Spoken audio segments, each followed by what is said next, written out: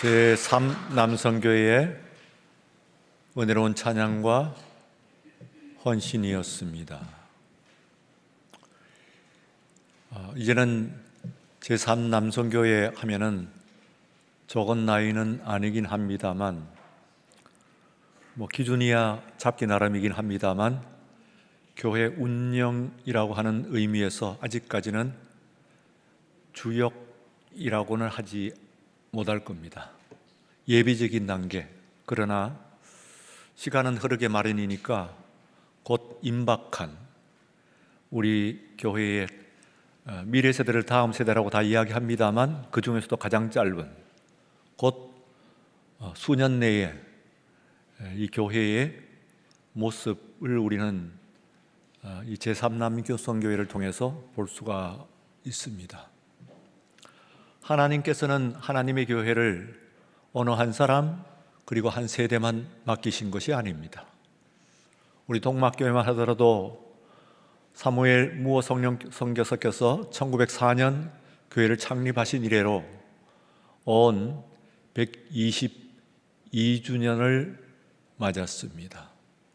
많은 신앙의 선조들, 그 중에서도 우리가 자랑스러워하는 선조들이 있었고, 또 어둠 속에 묻혀 있습니다만 그 중에서 내놓기 차마 부끄러운 모습도 없지는 않았을 것입니다.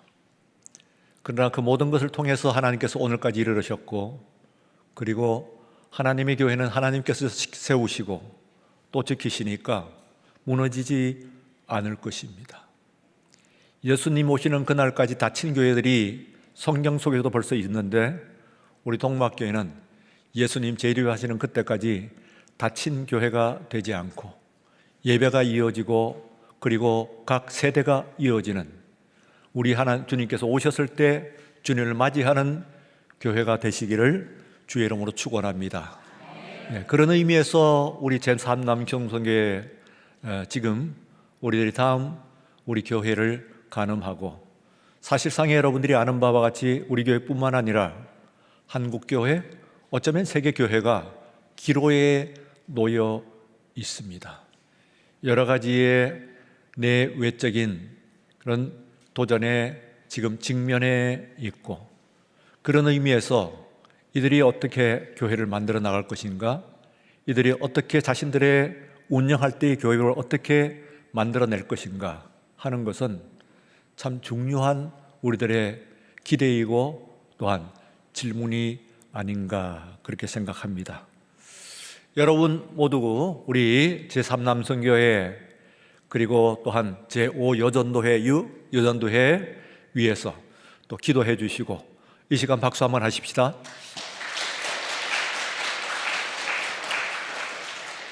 오늘 제목을 본문에 의지해서 성전봉헌이라고 했습니다. 성전봉헌식이죠. 곧 성전봉헌을 함에 있어서 예배를 드렸다, 그런 이야기입니다. 이것이 솔로몬의 최대의 치적입니다. 솔로몬의 치적을 세 가지로 우선 우리가 구분을 해보면, 일단은 영토가 나와 있습니다. 우리가 흔히 이스라엘 땅의 경계를 위로 북쪽의 다네스부터 남쪽 브엘세바까지라고 이야기하고 있습니다. 아마 지금 현재의 21세기 이스라엘도 그 비슷한 그 영토를 가지고 있을 것이라고 생각이 됩니다. 우리나라 같으면은 현재의 그 남한의 영토, 한반도 전체에 북한이 5.5를 가지고 있고 우리는 4.5를 가지고 있습니다. 열이라고 본다면은 북한이 조금 큽니다만, 그러나 우리는 삼면이 바다이고, 그리고 또한 많은 도서들이 있다 보니까 실제적인 의미로 보게 되면은 북한보다는 남쪽이 조금 훨씬 넓은 그런 영토다, 그렇게 생각할 수가 있습니다. 물론 북한에는 자원이 있습니다만, 우리는 또한 그보다는 또 자원은 없습니다만 농토, 곧 식량원이 될 수 있는 농토가 있고, 인구가 2배의 인구를 가지고 2배 이상의 인구를 가지고 있습니다. 엄청난 그런 자원이고 어쩌면 가장 중요한 자원이라고 볼 수가 있죠. 남한을 보게 되면은 위로부터 해가지고 태백 산을 쭉 타고 내려가면서 한라산까지인데, 아쉽게도 저 북한에 있는 백두산에부터 그 한라산까지 대충 이렇게 우리가 잡는 이 경계는 찾아보니까 조선조에 있어서 세종대왕 시대에 확정이 된 것으로 나와 있습니다. 그러니까 한반도를 우리가 지금부터 이렇게 딱 하면 반도로 돌출한 부분만 정확하게 잘라버리면은, 자르기에 나름이긴 합니다만 고려조의 기본적인 그와 같은 영토를 가지고 있었던 것 같고, 그리고 또한 통일 이후의 모습도, 삼국 통일 이후의 신라의 모습도 그게 크게 벗어나지는 않는 것이다, 그렇게 생각이 됩니다. 조선조에서 세종 임금 때에 군이라고 하는 것은 행정이니까 서북면에 사군을 개척하고, 그리고 또한 동북에는 육진을 개척을 했습니다. 양쪽에 여진족을 몰아내고, 여진족이라고 하는 것은 DNA 상으로서는 거의 우리와 크게 차이가 나지 않는다고도 볼 수가 있겠습니다. 어쨌든 가라나 다른 말을 쓰고 다른 문화, 계통을 가지고 있는 것이니까 그 여진족을 일부는 받아들이고, 일부는 받아들이지 못하는 사람들은 쫓아내고 해가지고 두만강과 압록강을 경계로 하고는 우리가 기본적으로 한반도, 우리 한국의 지형을 만든 것이 세종 때다, 그렇게 생각하면은 세종대왕께서 우리들에게 참 기여를 하신 것이 한글만은 아니에요. 한글은 너무나 세계적인 명품, 최고의 우리의 문화의 자랑이긴 합니다만 그것을 넘어서서 또한 영토적으로서도 이 사군이라고 하면은 지금은 평안도는 아니고 고진 평안도 위에요. 평안도 위고, 양강도라고 지금 그전에는 없던 도가 생겨 그 지역이라고 볼 수가 있는데, 그리고 또한 함경도, 육진지역 함경도, 이렇게 해가지고 우리가 아는, 현재 우리가 감각하는 이 한반도가 만들어졌다, 그렇게 생각을 할 수가 있으니까, 그것 아니라고 한다면은 훨씬 지금보다는 더 좁은, 물론 그 위에서 좀 더 크게 보게 되면은 우리들이 뭡니까? 저 대마도도 우리가 사실은 일본도 물론 저 남방 계열의, 그리고 또 북방의 아이누족들이 있고 남방의 섬에서 올라온 사람들 이렇게 있긴 합니다만, 문화적인 원류는 바로 한반도에서 넘어간 사람들이니까 우리라고 볼 수가 있죠. 우리 그때의 정치적으로는 그것을 구분을 한 것이 오늘에 이르렀으니까, 만약에 그대로 그것을 삼국시대 때에 음악도 전해주고 미술도 전해주고 불교도 전해주고 또 유교도 전해주고 할 그때, 그리고 마침내는 지금 천황일가, 한국 사람들 아닙니까? 우리나라 사람들이죠.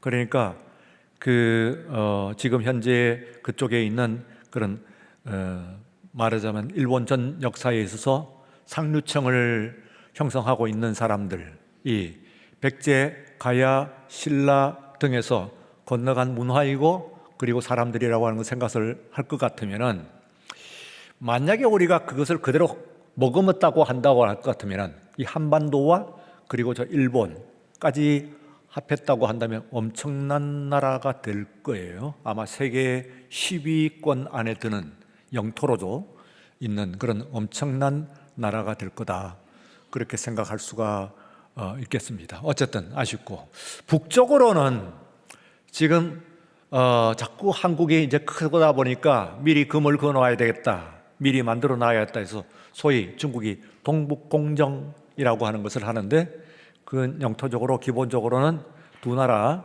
곧 그 이전에 고구려와 그리고 부여, 이 두 나라의 땅, 그렇게 되면 만주 땅 전체를 넘어서는 영토입니다.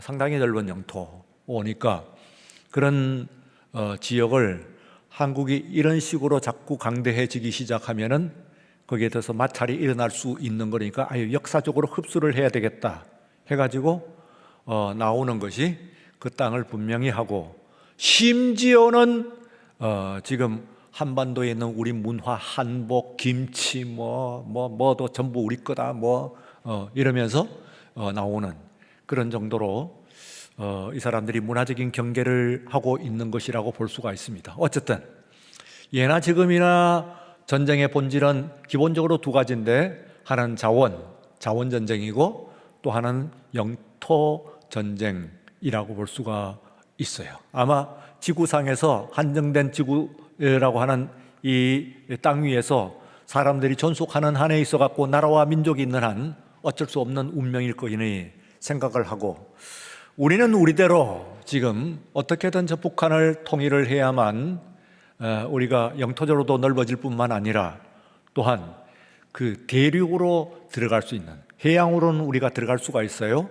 남한은 이제 지금 현재 대한민국은 섬나라입니다. 섬나라, 일본과 같은 섬나라입니다. 북한이 가로막혔기 때문에 섬나라이고, 그리고 누가 분석을 하는데 기질도 세상에는 세 가지 기질이 있어요. 하나는 대륙 기질, 그리고 하나는 대양 기질, 그리고 또 하나는 반도 기질, 이렇게 되어 있는데, 만약에 우리가 통일을 하게 되면 반도 기질이 되고, 원래적으로 이어온 것은 우리가 반도 기질이죠.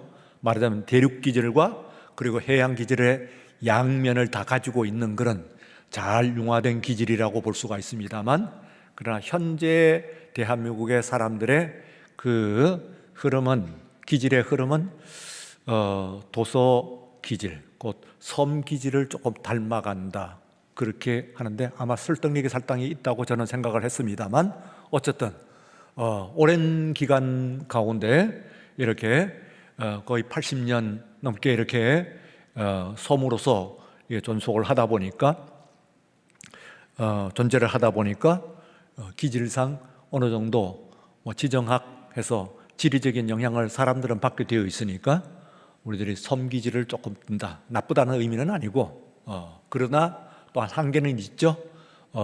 반도 기질이라고 한다면 대륙성도 또한 우리가 함께 가질 것인데, 그것을 조금 가로막혀 있으니까 아쉬움도 없지는 않은데, 무엇보다도 저 북방으로 올라갈 수 있는 길이 트예요.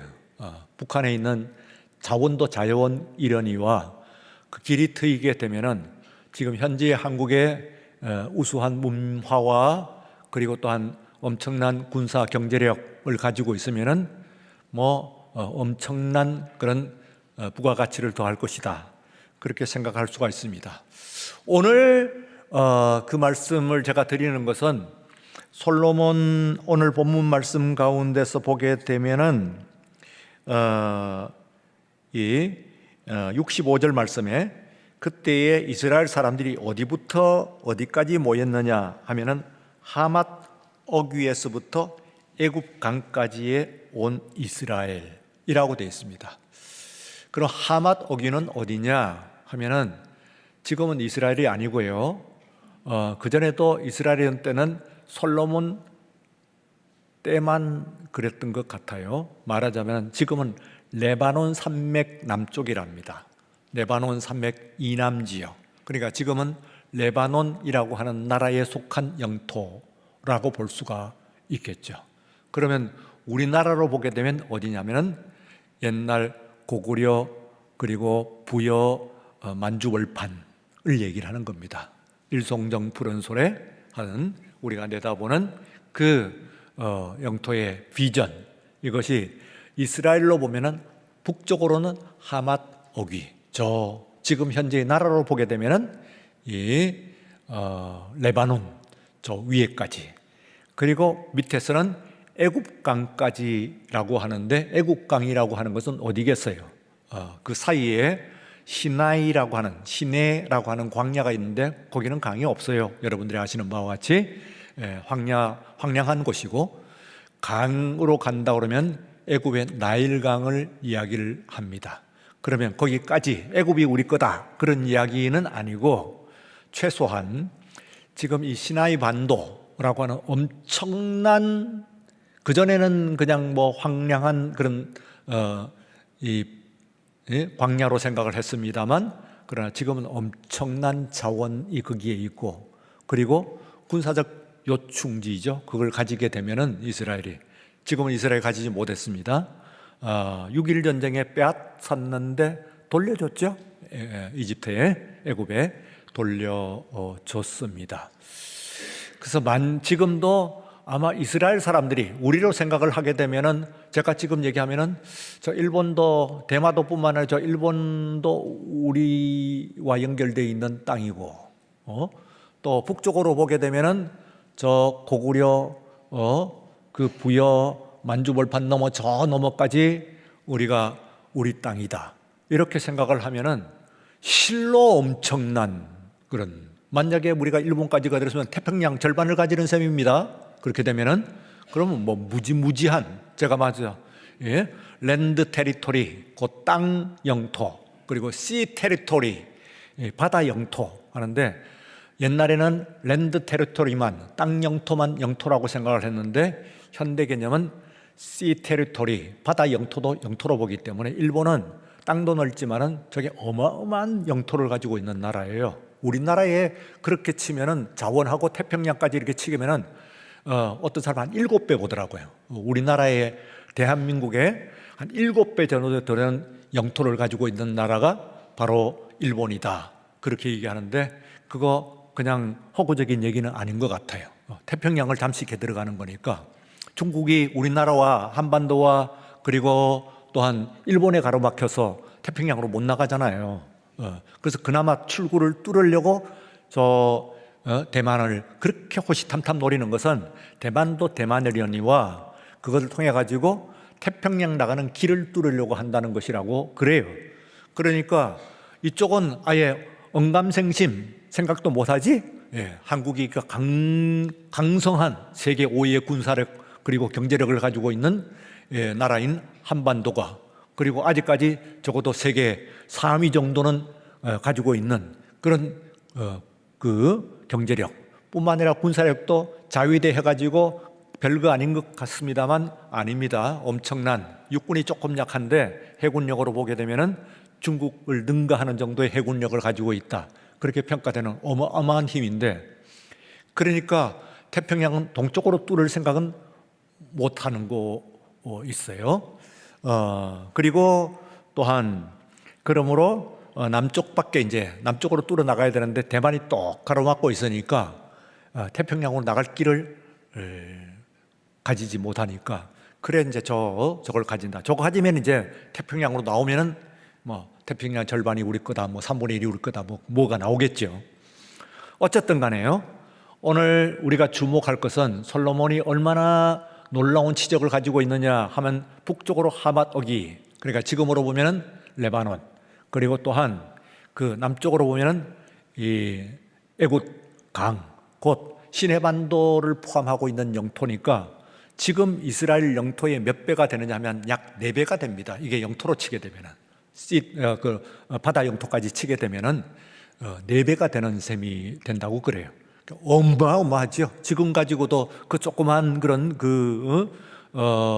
이스라엘 땅을 가지고도 그러는데, 한 4배 정도의 영토를 가지게 되면은, 그러면 어마어마한 그런 힘을 가지게 되는 것이다, 그렇게 생각하는데, 아마 오늘 우리들은 말은 못하죠, 함부로. 그리고 외교적으로도 함부로 꺼내지 못하긴 합니다만, 어쨌든 심지어는 지금 뭐 북한 땅까지도 우리가 지금 이렇게 가로막혀 있으니까 참 답답한 노릇이긴 합니다만, 북한을 한반도에 우리 영토로 본다고 하더라도, 우리 헌법에 명기되어 있는 것처럼 보더라도, 그걸 넘어서 가지고 저 남쪽, 북쪽 만주지방, 그리고 남쪽으로까지 생각을 하게 되면은, 그러면은 말씀드렸듯이 일본 뭐 이렇게 우리가 꿈은 꿔보는 거죠. 만약에 생각해 보면은, 그러면은 어마어마한 그런 가능성, 영토가 아닌가, 그렇게 생각을 하는데, 지금 신구약 성경에 나와 있는 모든 지명 언급되는 것 중에서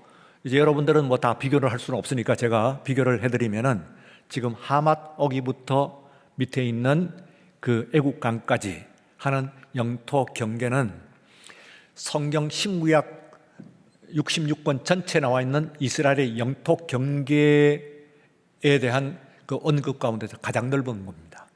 예, 우리로 치면 말하자면 만주와 뭐 저 밑에 뭐 이렇게까지 나올 수가 있는 그런 정도다. 이렇게 생각하면은 이 솔로몬 때에 그런 영토가 확장이 되었다 하면은 모든 이 왕들의 말하자면 그 평가를 하게 될 때에 우리가 아까 세종하면 한글도 한글이니와 사군과 육진 개척해서 말하자면은 압록강과 두만강 이 경계로 넓혀놓은 이것만 그나마 그거 없었으면 어떡할 뻔했어요.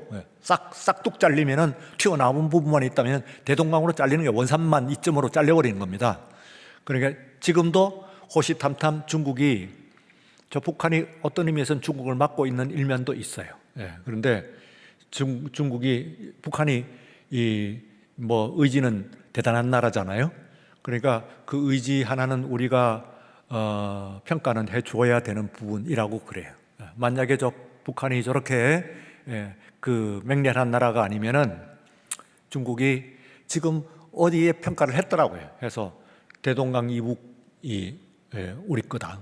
뭐 이렇게 나오는 해석도 이미 있습니다. 존재합니다. 그런데 북한이 저거 아주 고집 센 나라고 그리고 또한 원자탄까지도 이제 갖고 있으니까 함부로는 못하겠죠. 그러니까 원자탄이 꼭 우리만을 향한 것은 아니라고 할 수가 있어요. 위에 있는 러시아와 그리고 중국도 함부로 못하는 것으로 보아서는 저 원자탄의 위력이라고 하는 것이 꼭 우리나라, 미국 이렇게만 겨냥하고 있는 것은 아니다. 그렇게 생각합니다. 물론 뭐 기본적으로는 이쪽이지. 그거 쏠려고 그렇게 하는 건 아니긴 합니다만 효과적으로 보게 되면은 중국이 안 무서울까요?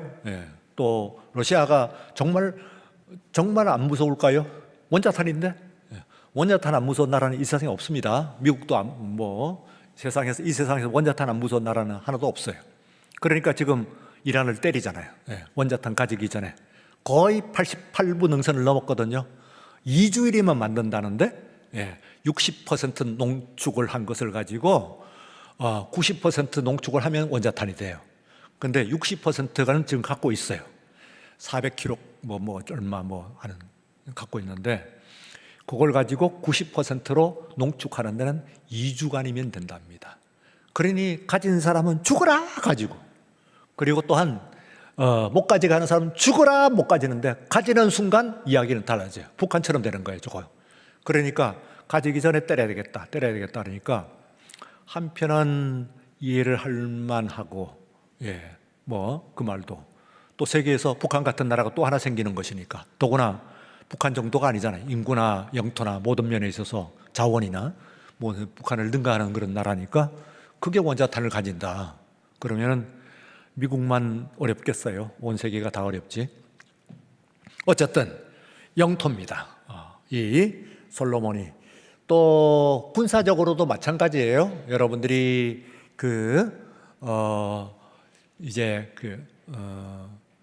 우리가 육진 얘기를 해서 아까 군 하는 건 행정이고 진 하는 것은 이제 군대입니다. 그런데 솔로몬 때에 확정이 되는 것이 위에 있는 무깃도, 아마겟돈이죠. 무깃도라고 하는 곳에 기본적으로 군사 큰 요새, 조그만 요새가 아니고 세계적인 요새를 만들었어요. 그리고 저 해양으로 가서 아라비아해에 에시온 게벨이라고 하는 해양 기지를 만들었어요. 이거는 여러분들이 내가 성경 읽기만 하고 은혜 받으면 됐지 성경 가지고 내가 연구하는 사람이냐 하더라도 자세한 건 못 읽더라도 여러분들이 기본적으로 알아야 됩니다. 왜냐하면 몇 번에 걸쳐 나오고 횟수가 문제가 아니고 이스라엘을 이해하는 데 있어서는 위에 있는 무깃도 그리고 밑에 있는 에시온 게벨, 이 육상 기지와 군사 기지와 해상 군사 기지를 이해하는 것이 굉장히 중요해요. 이게요. 우선은 당장 신약 성경 끝에 가서 아마겟돈 전쟁 나오잖아요. 아마겟돈 한 것은 하는 것은 빼라고 그랬죠. 그런데 뭐 이런 말은 빼버려요. 그러면 미음기역 디귿 나오죠. 무기또입니다. 무기또. 그러니까 어원학에 있어서 그런데 뭐 이런 것은 의미가 없어요. 그러니까 그냥 폼으로 갖다 붙이는 거야. 그러니까 하는 것은 그냥 붙이는 것이고 마겟돈 하는 것은 미음기역 디귿이니까 이건 무기또입니다. 무기또. 그래서 아마겟돈이 무기또인데 뭡니까? 신약 요한계시록 읽을 때에 아마겟돈 이해하지 못하면은 그게 마지막 전쟁, 거기서 마지막 용하고 싸우는 게 그거 아니에요. 마지막 3차 대전을 그거로 얘기하고 있잖아요. 그러니까 3차 대전 모르면서 요한계시록 어떻게 읽어? 못 읽지. 어쨌든 간에 어떻게 나오든 하여튼 아마겟돈 전쟁이라고 하는 거 나오는 거니까. 왜 그러냐 하면은 군사 기지. 우리나라로 보면 백마고지예요. 거기다가 이제 그 기지를 고지를 지었고, 그 다음에 이제 해양 기지를 만들었으니까 군사적으로도 기지를 완성하고, 그리고 이스라엘 사람들이 있으면 있는 대로 저 북쪽과 이 안쪽, 다시 말하면은 내 입을 크게 벌려라 하는 것인데, 여러분 사람을 가지고 그릇이라고 그러잖아요. 저 사람 큰 그릇이다. 그런데 그 말 맞아요. 살아보니까 맞아. 사람은요, 저는 여기 저보다도 더 선배도 계시니까 조금 외람되긴 하긴 합니다. 그러나 이만큼은 살았으니까, 살면서 보니까 제가 내린 거는 책에서 읽은 거 아니고, 책에서도 물론 듣기도 하고 책에서 읽었습니다만, 이거는 주관적으로 내가 삶의 체험인데, 사람은 그릇이 있어요. 그릇의 크기가 있어요. 정말이에요. 여러분들 다 그릇의 크기가 있습니다. 똑같은 사람이라도 그릇의 크기가 있어요. 목사도 그릇 크기가 있어요. 그릇의 크기가 물론 많은 성도들이 모이는 큰 대형 교회, 그것도 그릇 중에 하나죠. 그것도 그릇이고, 그러나 그것만으로 이야기할 수 없는, 그렇다면 예수님은 별것 아니게. 그런데 하여튼 사람은 그릇이 있어요. 그런데 하나님께서는 작은 그릇 되기를 원해요? 큰 그릇 되기를 원해요? 삼남성교 여러분, 어떤 그릇 되기를 원해요? 여러분들. 하나님은요, 동막교회 삼남성교를 해서 축복하시고, 그리고 또한 바라시기를 큰 그릇 되어라, 이렇게 원하시는 줄로 믿습니다. 여러분들이 살아가면서요, 좀 크세요. 큰 그릇 돼. 대장부 같이 내 입을 크게 열라 하는데, 사람이 쫀쫀하게 살지 마. 좀 크게 살아요. 크게 살아가야 돼. 자, 두 번째의 치적은요, 외교예요. 외교인데, 외교만 이야기하면 여러분들이 그게 무슨 뜻인지 잘 몰라요, 사실은. 외교는 전쟁이 아니라 외교라는 뜻이에요. 전쟁이 아니라 외교. 그러면 외교의 의미가 드러나. 특별히 위대한 왕이었던 그의 아버지 다윗과 비교를 해보면, 다윗은 시작부터 마지막 순간까지 끝없는 전쟁을 한 거야. 전쟁을 계속 한 거야. 이겼지. 못 이기는 전쟁이 없었어. 성경은 그렇게 이야기를 하고 있어요. 사무엘 하에서 다윗은 이기지 못하는 전쟁이 없었다는 거야. 그 수많은 수십 번, 수백 번을 싸우면서 한 번도 진 적이 없어. 그러니 얼마나 대단한 왕이에요. 그야말로 그 이스라엘의 광개토대 왕이지. 그런데 아무리 전쟁을 잘해도 전쟁 잘하는 것하고 외교 잘하는 것, 전쟁도 일종의 외교이긴 해요. 바깥에와 어떤 관계를 맺는 방법이긴 하잖아요. 근데 가장 안 좋은 방법이긴 해. 상처가 너무 많아. 후유증이 너무 심해. 그죠? 지금 전쟁이 일어나고 있습니다. 저거 보나마나 후유증 어마어마할걸요? 이제 벌써 우리나라 우리는 많이 떨어졌는데 주가부터 막 떨어지고 폭락하고 난리가 나잖아요. 이게 뭐예요? 후유증이 있다는 그런 얘기인데, 솔로몬이 두 얼굴이긴 합니다만, 솔로몬이 그 아버지 다윗과 하는데 솔로몬도 몇 번인데 거의 안 해요. 솔로몬은 기본적으로 전쟁을 안 해요. 그런데 어떻게 그렇게 넓은 영토를 하고, 그런데 어떻게 그렇게 육상 기지, 해상 군 기지를 만들고 나라를 튼튼히 했나 하면은 이거 봐요. 기본적으로 솔로몬에게 우리가 배울 것은 외교예요. 외교. 그 길을 트는데 어느 정도로 트는지 아세요? 어마어마해요. 여긴 뭐 영토로 보면은 하맛 어기서부터 애굽강까지 그랬습니다만 솔로몬 때의 지중해를 쫙 넘어가고 스바나까지 가요. 예. 거기서 갖고 오는 건 많거든요. 스바나 기본적으로 철 그리고 주석 같은 것을 그쪽으로 주석이 그때는 굉장히 중요한 그런 광물이에요. 주석 같은 거. 저 아프리카 내륙까지 들어가요. 심지어는 거기서 뭐예요? 뭐 상아, 황금, 뭐 원숭이, 공작, 뭐 다 이런 거 전부 그쪽에서 쫙 갖다 내는 거예요. 갖다 쏟아붓는 거예요. 그러니까 엄청나지. 그러니까 솔로몬 때는 이스라엘이라는 건 지정학적으로 싸움 안 하면 안 되는 나라예요. 지금도 그렇죠. 많은 나라들이 이스라엘은 운명적으로 싸울 수밖에 없어. 그런데 솔로몬 때는 안 싸우네. 그러면 나라가 쇠하냐? 아니야. 나라는 굉장히 번성해. 그런데 두 얼굴이라고 제가 말씀드린 건 애굽부터 시작, 제일 큰 나라인 애굽부터 이제 공주를 데리고 오잖아요. 근데 나중에 암몬, 뭐 에돔, 모압, 뭐 해가면서 뭐 쫙 다 공주랑 공주는 다 데리고 옵니다. 그러니까 뭐 몇만 명,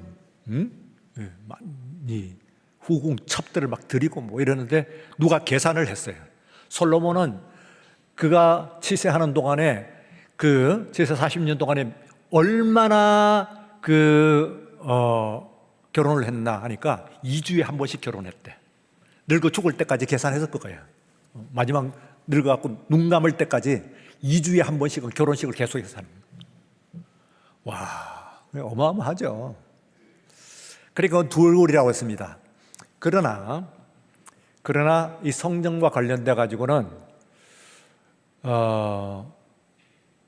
외교는 자원만 얻고 뭐 전쟁만 안 하는 것이 아니고 두로가 간 나라가 중요해. 그랬어요. 거기는 전쟁 안 하고 외교를 맺었어요. 유일한 나라예요. 딴 건 다 복속을 시켰고. 그래서 이걸 우리는 뭐 솔로몬처럼 왕도 아니고 그리고 군인도 아니고 아닌데요. 그런데 여러분들의 인생을 특히 삼남 여러분들이 이제 말하자면 뭐 사회생활을 이제 이미 시작을 하셨지만 그러나 나가는데 싸워서 쟁취하는 방법이 있고요. 그리고 사귀어가지고 길을 터는 방법이 있어요. 그건 공부하는 것도 그렇고 직장 생활하는 것도 그렇고 둘 다 가능해요. 네. 그런데 진짜 잘하는 사람은 그 길을 잘 터는 사람이에요. 길을 잘 때. 어찌든 경쟁하고 부딪히고 하면은 그 꼴사납잖아요.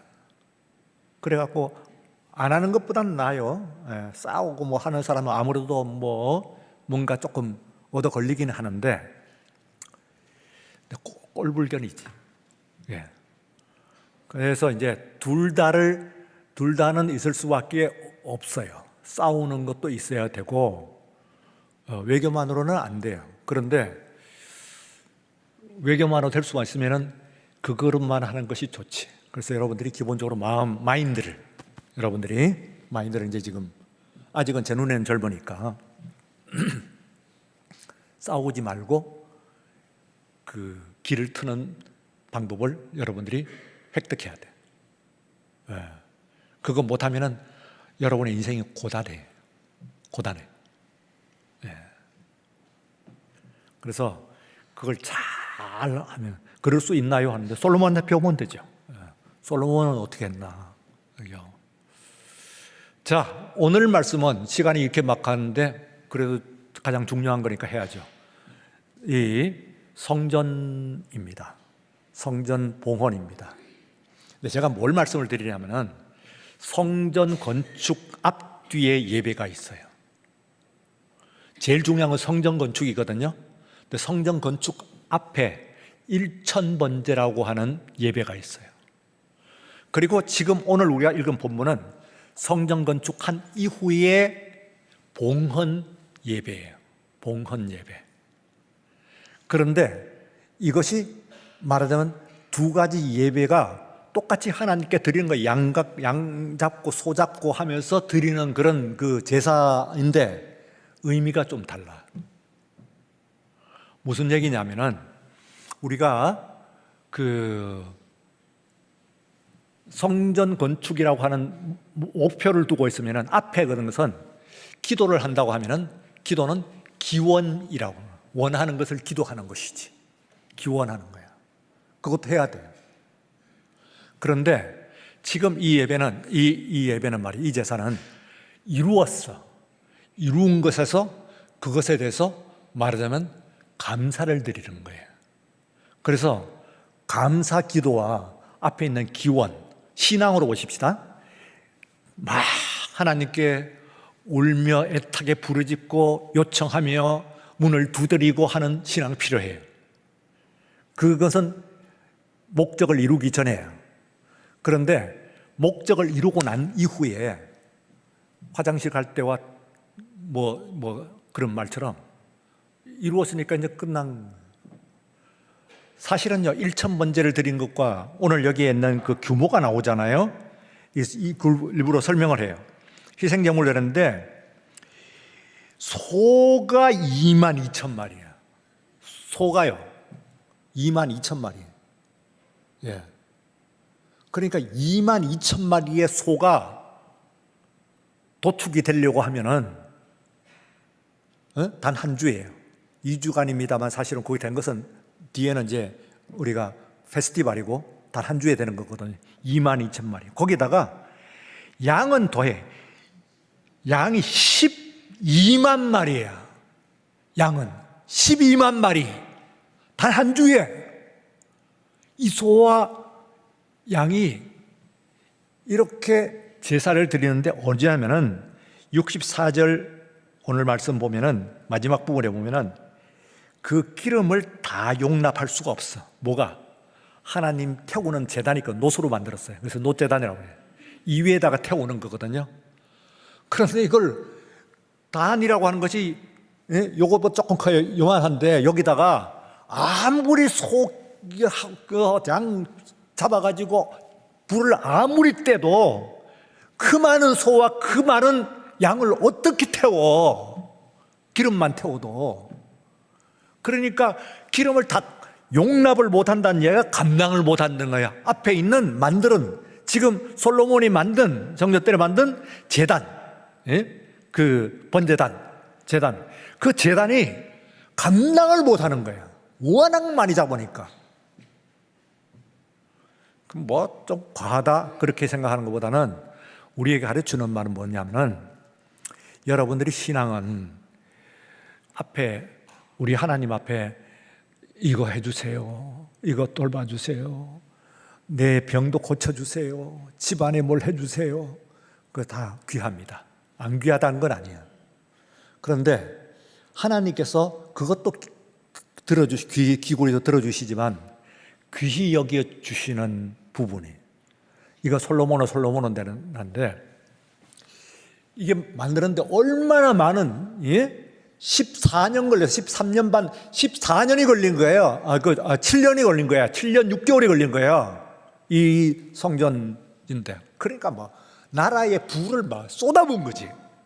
기본적으로 황금, 그리고 나무는 백향목, 이래 나오니까 이게 어마어마한 고급의 물건을 만든 거예요.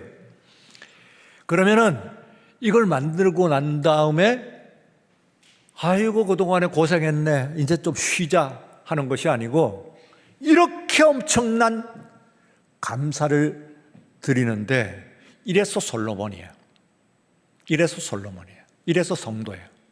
그러니까 하나님께서 여러분들이 하나님 기뻐하시는 그 모습은요, 감사가 빠져버린 기원만 있는 신앙이면은 거시기 합니다. 알겠어요? 하나님은 감사가 있는 신앙, 감사가 있는 예배를 원하시는 줄로 믿습니다. 예, 손해고 이렇게 많은 거 보지고는 나한테 뭐가 남나요? 걱정하지 말아요. 우리 하나님 다 채워주실 줄로 믿습니다. 하나님 앞엔 산수하지 말아요.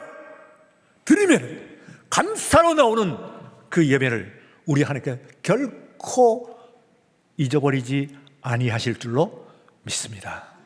그래서 지금 현재 앞으로도 여러분들이 뭐 기원도 해야 되겠습니다만 지금 여기서 지금까지의 그 가운데 나는 뭐 솔로몬 같은 그런 성전 안 지었는데 그렇게 얘기할 것이 아니고 지금 여러분들의 삶을 보세요. 얼마나 많은 것으로 나에게 채워주셨느냐 하는 것을 생각을. 제가 그랬잖아요. 저희 고등학교 졸업한 50주년이에요. 제가 이제 준비위원장을 맡고 있는데 그 제가 보낸 메시지 중에 그거네요. 지금 보니까 대충 열의 하나가 우리 곁을 떠났어. 벌써. 예. 그러니 그것만 해도 얼마나 감사해요. 우리가 아직까지 생존하고 있는 것. 오늘 저녁에 이 예배에 나와서 예배 드릴 수 있는 것이 여러분들에게 그 부담이 되지 않고 감사의 제목이 되시기를 축원합니다. 예. 여러분의 가정이나 모든 것들 주신 것들을 가지고 감사할 줄 알아야 돼요. 예. 감사할 줄 모르는 신앙은 하나님께서 참 슬픈 신앙이요. 앞으로 주실 것도 우리가 기원하지만, 예? 그러나 지금 있어서 그릇이라고 하는 하나님께는 보배 그릇이라고 들으면 감사로 드리는 예배. 그래서 오늘 이 밤에 모이고 여러분들이 심령을 장악하고 있는 그 정서가 뭔가 한번 보세요. 보면은 내 마음은 정말로 기쁨과 감사로 가득 차 있는가. 어쩌면 하나님께서 이 세상 가운데서 나를 이렇게 예수 믿게 하시고 구원받게 하시고 오늘까지 나를 이렇게 인도하셨는가 하는 에벤에셀이 있어야 그 다음에 앞으로 있는 여호와 이레가 있을 거 아니에요. 예. 에벤에셀이 없는데 어떻게 에벤에셀에 감사가 없는데 여호와 이레를 어떻게 기대를 할 수가 있겠어요? 지금 여기까지 인도하신 우리 하나님의 큰 은혜와 축복이 여호와 이레 미리 준비하시는 하나님의 은혜로서 여러분의 앞길을 인도하여 주실 줄로 믿습니다.